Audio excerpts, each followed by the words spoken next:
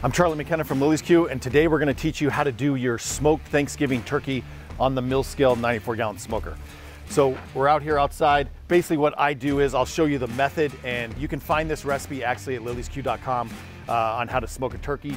But one of the things I really like to do with poultry is I really like to brine the poultry, whether it be chicken or whether it be turkey. And what a brine does is you're basically taking the piece of meat and you're soaking it, or basically soaking it in a salt and like sugar and vegetable solution.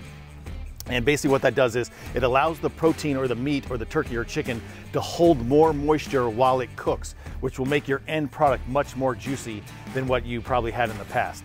It's an excellent way to build flavor into the product and kind of build those layers of flavor throughout the cook, as we mentioned before in some of the videos.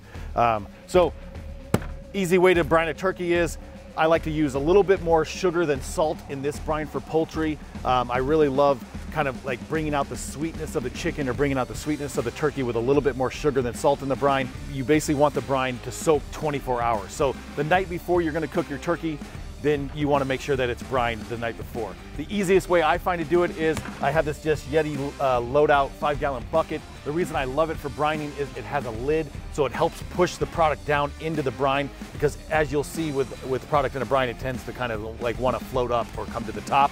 I'll pop this off. We'll take that lid, we'll set it out of the way.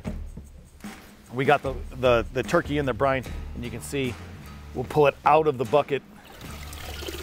Now obviously I let this drain because we want to get as much of that brine off as possible.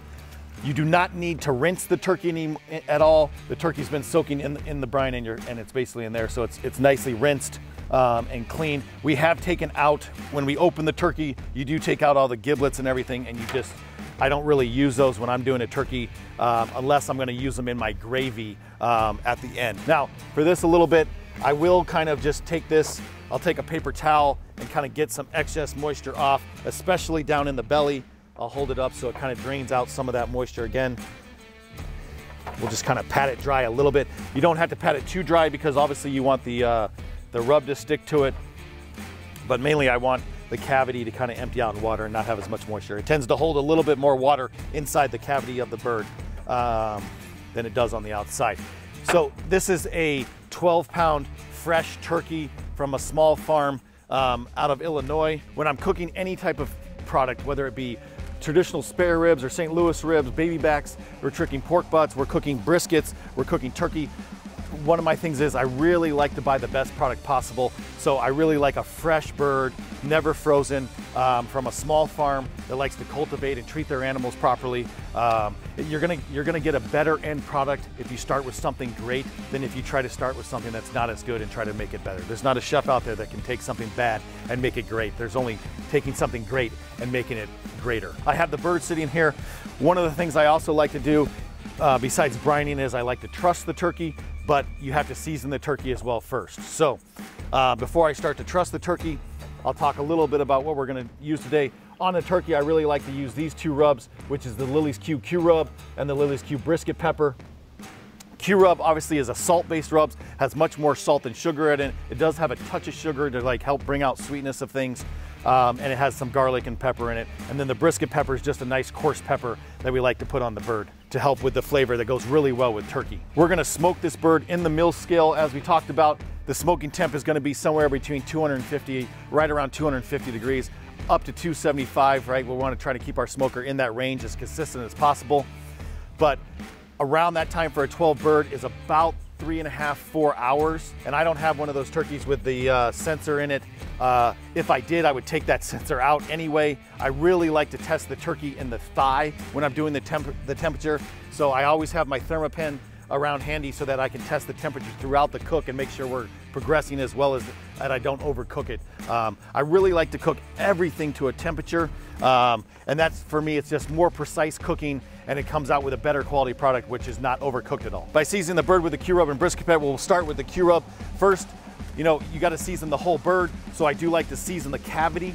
This is a big piece of meat, so you're trying to get salt and flavor in throughout the whole thing. So seasoning from the inside out also helps that. Now, I've seen other people where they stuff it with lemons or they put butter inside here. You can do all those things. for me, a simple smoked turkey is like the best turkey out there for Thanksgiving. It's better than a fried turkey. It's better than a roasted turkey. I've done multiple tests with multiple people, so I can already tell you that the smoked turkey usually wins. So what we got here is, I'll get the shaker with the Q-Rub in it, and we'll start to season up in the cavity of the bird. Now, as I said, we want to season the whole bird, so we're trying to season inside there to kind of try to help penetrate the seasoning from the inside out. You could stuff it with other flavorings. I would not cook your stuffing inside your turkey anymore. It's much better to cook the stuffing separate. Now we'll get into seasoning the bird. I really like to season the whole thing, so I'll flip it over and we'll start to season the back of the wings. I'll pull these out. I like to do it from just above like it's snowing almost, and it just sprinkles a nice even coat of this Q-Rub on the bird. Now some of it's gonna fall off as we like season this and truss the bird, but we can always go back and add the nice pretty seasoning at the end to make sure that it's gonna turn out nice and pretty for you. We'll season up here, up under the breast skin, up in the neck. As we go around, we'll start to slowly, turn the bird over, get the legs. Now that little bit of moisture from the brine obviously helps the Q-Rub stick to it. Go on this side again, pull this out, season up under the arm. Now, I really like to use these shakers because it makes it where you can get the rub directly on the meat, so you lose as much, because obviously seasonings tend to run relatively expensive, especially nowadays. So, got the main part of the bird seasoned. I'll open these arms up. Q-Rub is the important rub here because it's the salt, it's the flavor that it will enhance the turkey to its best. So I really like to get all in here. Now, I'll season the breast, but I'll probably come back and do this top breast again because we're gonna knock some off when we truss it. But I want it to start kind of keeping the moisture to the top of the bird, so that when we do go to season a little bit at the end to make sure that it's pretty, we got it all organized. Brush my hands off, kind of wipe the cutting board down a little bit, keep a nice clean space. So next thing is trussing the bird. It's very important that you truss your bird. Trussing means basically to tie the bird up. The mindset behind trussing a smoked turkey or any turkey for Thanksgiving is, one, it's gonna create that nice beautiful bird that sits on the table.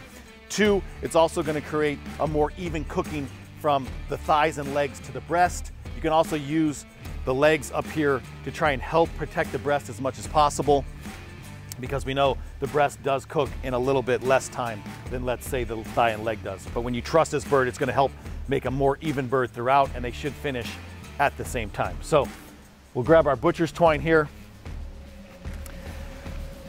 I like to just pull off a decent sized piece. We'll set this down, the tip. Butcher's twine's not very expensive, so I like to make sure that I have enough to make sure the bird is nicely tied. Swip that off, kind of set it to the side. Now, I'll take this piece of twine, and kind of what I do is I like to get it on the right side. I like to get it a little bit longer because I'm going to wrap the right side around, but you have the tail of the turkey here, and you can see the tail here. I like to put this twine up under the tail, and then I come up and wrap the legs around, loop it once. Now I take this left hand and I kind of set that down, and I'll take the right hand and pull it diagonally across my body over here. Then I like to go right between the leg and the thigh, around like this, and I'll pull it down the wing. I don't want to put it across the breast because I'm trying to keep the breast as pretty as possible. I'll go up under the breast, tuck it up in the cavity around the neck, and then back around the breast and wing here, back around. Now that left side that I dropped, I do a cross pattern on that side as well over here, and you can see that I'm meeting in the back. Now, these two pieces are long enough, so I'll trim this down. All right. We'll set that excess string to the side. Now as I come over, I'll connect the two pieces. I'll push the legs in, and then I'll start to tie this up under here by wrapping around once, twice, kind of three times. That way I can just pull it nice and tight and kind of cinch it up. All right, we'll cinch those legs up as much as we can, and then we'll use the string to tie it off. Now, this has this little piece of excess, so I'll clean this off, set it to the side. Now what I do is I like to tuck the wings up underneath and use the tension from the wing to help tighten it a little bit. So I'll just tuck it up under here and up under that little clip. Right? And then we'll do the other one as well. Up under, and you can see it makes it a little bit tighter because we didn't tie around the wing to start. And as you can see, the legs pull in, the wings come in, and then it pushes that breast up nice and high. Hopefully the legs and thighs helps protect the breast a little bit. Now you see we've knocked a little rub off, and now's when we'll get into like more of the presentation rub, where we'll just kind of re-season it because some have fallen off. Nice and even on the breast.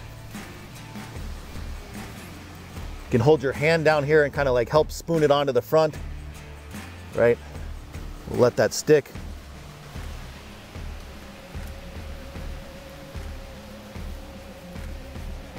Now you have a nice, evenly seasoned bird with the Q-rub. Now we'll take some of the brisket pepper, just lightly pepper it. You know, some of the pepper falls off, but you can pat it on, touch. Do not rub it in, as we don't want to like rip the skin at all or make any striations into the meat. Turn this on the side. Get a little pepper on the wings. A little bit on the breasts.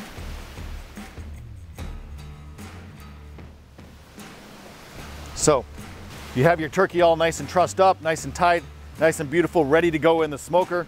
We're gonna put it here in the mill scale. As you can see, the cooker's sitting right at 250, a nice temperature to cook a turkey nice and low and slow. It'll make your turkey meat nice and moist and juicy, and you'll have a great smoked turkey for your Thanksgiving meal.